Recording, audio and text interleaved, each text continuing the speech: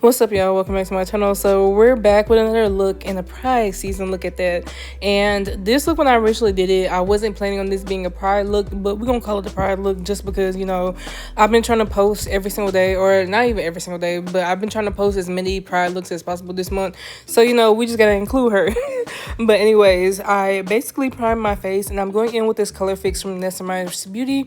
And I like the orange vibe. I really wanted to do an orange brow to kind of just contrast like the eyeshadow I was gonna go for, because if you look at Raggedy Royal's like page, she's been doing a whole bunch of looks. They're like basically one shadow looks, and I saw a white one she did, and I was like, you know what, that would eat with these rhinestones I got from Get Stone, because I've been meaning to use them, but I didn't know what to use them for.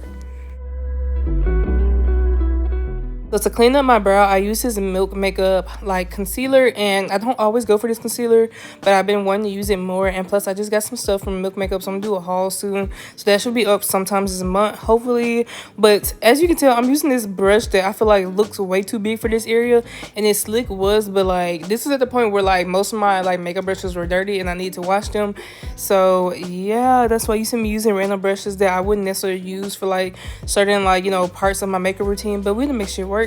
So once I like set my entire area, like I decided to use a white color fix on top of this just because I want that white to pop. And I probably could have just did like a white eyeshadow base instead of just like trying to blend it on top, but I mean, I feel like it worked as much as possible. When it comes to using white, I feel like I always struggle when I do like a clown makeup or like use white for like different parts of my face and stuff.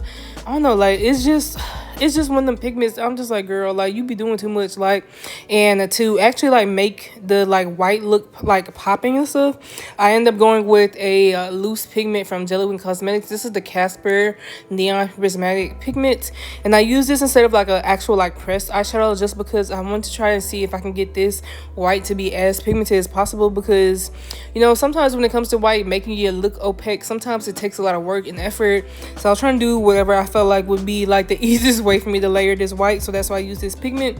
And I did have fallout everywhere, like I'm not talking about everywhere, but I mean it's okay, because I can do everything I can for a look, so a little fallout ain't gonna hurt me. But before I do my foundation, I'm gonna clean up my brows with this Lift and Flex concealer from the Nestamine's Beauty. I believe this is the shade 15. I like to use a shade that's closer to my skin tone color above my brow, just to like not create that halo eye effect, that halo like effect around your brows.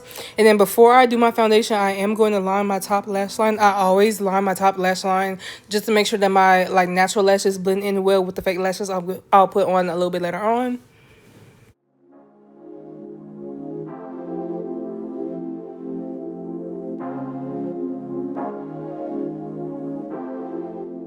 So since I was doing that liner, I just decided to go ahead and do my mascara, and I'm using a wand that has like a bigger like brush, if that makes sense, because I like to use a volumizing mascara on my top lashes, and then I'll put like my bottom mascara on like towards the end of my look. That's usually when I do it.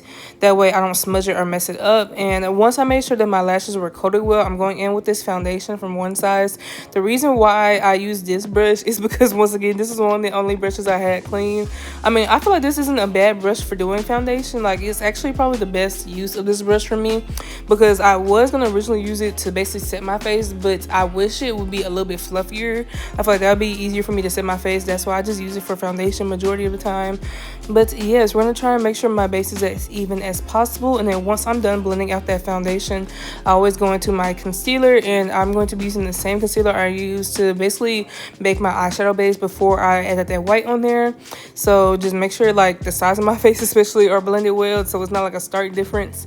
And now I'm going in with that concealer I told you about. And this one, I mean, I feel like this is a brighter concealer. I don't always use a concealer this shade, but I wanted to like do a full glam look, so something that pops a little bit.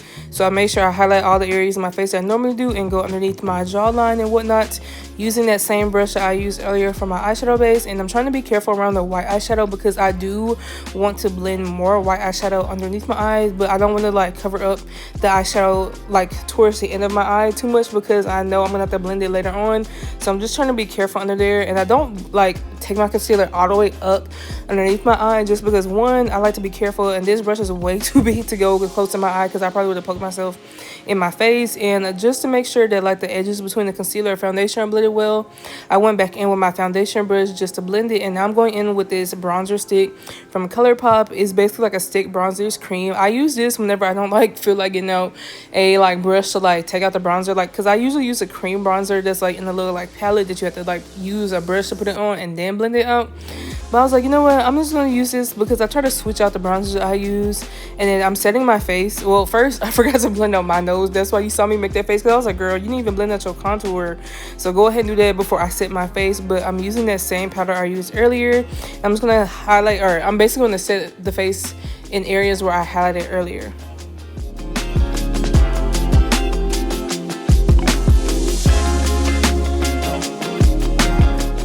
Okay, so I want to just talk about how I blend out like my powder on my face and how I apply it, because usually I cut it out of the footage just because I'm trying to like get the video to like as the least amount of minutes as possible. But basically I'll pour that loose powder in the top of the container, and then I'll put my brush in and then tap off any excess, and then I apply that to my face. And I do the layers like that just to kind of ensure that like the application is easier and like just more like even throughout, because I don't want to put like a whole bunch of powder in one spot and then it's like I'm over here trying to like blend it down because like this area looks cakey versus like the rest of the look.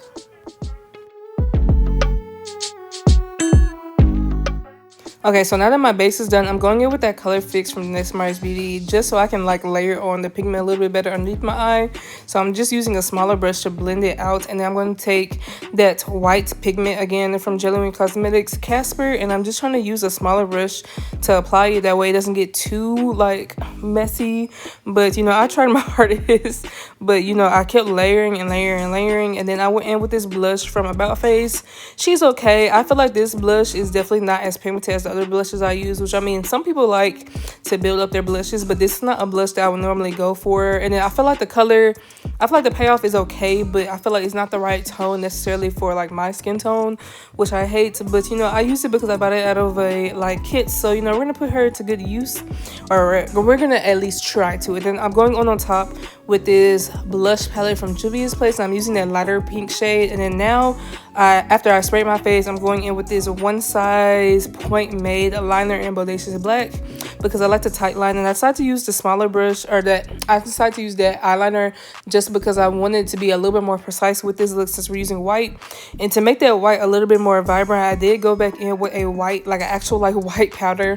And now I'm taking my Love is Love palette.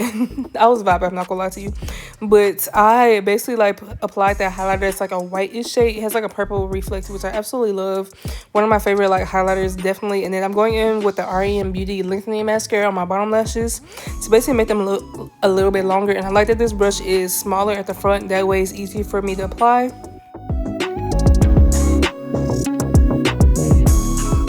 So now that I'm done with that, I'm taking this liquid liner from Made by Mitchell. This is a Graph Ink liner in Black Milk. And I'm basically just drawing my moles back on. I always draw my moles back on just so that they pop a little bit more. And now I'm going in with some clear lash glue, and I'm putting some rhinestones in my eyebrow slit just because that's always just like a signature for me. Sometimes I don't do it, but I usually do it almost every look.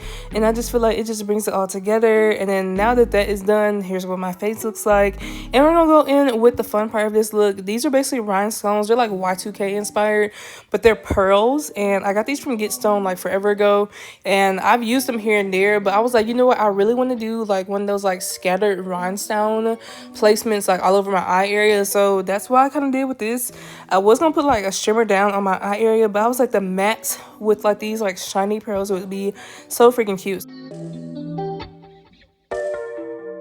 So to apply these rhinestones, I basically will put like a dot of glue wherever I want to, and I'll mimic it on the other side of my eye, like both eyes at the same time. And then I was putting rhinestones in basically like the opposite placement. So if I had on my left eye. I had a blue rhinestone above my eye. I was gonna put it beneath my eye on my right side just to balance it out. I didn't want it to look identical. I felt like the balance would like just make it look a little bit better. And now that I'm done with that, it took me a little second, but I got all the footage. But I'm spraying my face with that hydrating setting spray before I finish my look. And I'm going in with this liquid lipsticks from J'adore Cosmetics. I want to do like a different type of like lip combo because usually I'll use like a darker brown, but I was like, you know what, I feel like this would eat with this. And then I'm taking another one of their liquid lipsticks. This is a pinkish one, so I blend it out by blotting it with my lips. And yeah, I apply it on the top and the bottom. And now I'm setting my face one more time with the Scratch by Kat Set and Play spray. This is more of a long wear spray, and I feel like she's pretty good. And now I'm going in with some lashes from Plushy Lash, and I'm basically applying black lash glue.